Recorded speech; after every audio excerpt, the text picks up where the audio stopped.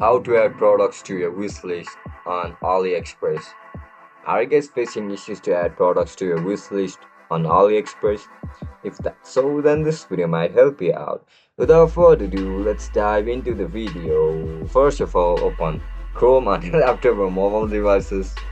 Once you open the Chrome, now search for AliExpress website. As soon as you enter the website, log in into your account with your registered email and password.